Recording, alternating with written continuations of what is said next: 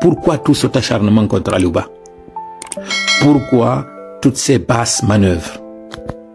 Pourquoi avoir rempli la salle? Parce que parce que vous avez vu que la population a décidé de venir l'accompagner. Parce que jusqu'ici, c'était ça l'erreur que nous étions en train de commettre. Laisser le terrain libre à ces gens-là de faire ce qu'ils veulent. Parce que jusqu'ici, on était dans la futilité. Jusqu'ici, on était dans la diversion. Jusqu'ici, les gens faisaient comme si de rien n'était. Voilà ce qu'on a fait pour les camarades Fonike Mengue, pour Biloba, Habib Marwan, Nimaga et tous les autres. Ils ont été arrêtés. On a fait comme si de rien n'était. Voilà, maintenant, vous voyez, lorsque la population décide de se lever, lorsque cette population décide de se mobiliser, vous voyez les effets. Vous voyez ce que ça donne. Jusqu'ici, il faisait ce qu'il voulait. Lorsque vous avez décidé de répondre à l'appel des citoyens engagés pour la démocratie, les citoyens activistes que nous sommes, voilà le résultat. Et là, c'est dire que vous n'avez fait qu'une mobilisation pour venir pacifiquement assister à ce procès. Mais regardez la panique. Ils ont dû prendre des gendarmes. Bala Samora a demandé à des gendarmes, comme à leurs habitudes, pour toujours gonfler l'effectif, ils font recours à des gens engagés par le contribuable, au nom du contribuable, pour servir ce contribuable, mais aussi des gens payés par ce contribuable. Des paramilitaires supposés être là pour la défense de la patrie, pour la sécurité. Pendant ce temps, ils sont en train de commettre des crimes en haute banlieue, à l'intérieur du pays. Vous avez tous vu cette scène horrible à Kankan, de ce père de famille, qui a été, je ne pourrais même pas répéter ces mots ici, pour éviter que l'algorithme puisse mal interpréter ce que je suis en train de dire.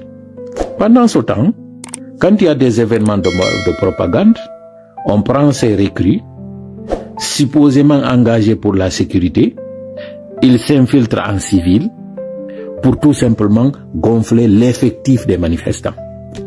Dans quel monde sommes-nous? Et dire que nous sommes au 21e siècle, en 2025, et dire que ce sont des jeunes qui sont allés à l'école, qui ont compris c'est quoi le juste, c'est quoi l'injuste, qui ont vu que le monde aujourd'hui a évolué, qui ont vu que la dictature ne mène à rien, qui ont lu des livres d'histoire, qui ont compris que l'injustice a toujours engendré l'injustice et qu'une nation dans une injustice ne prospérera pas.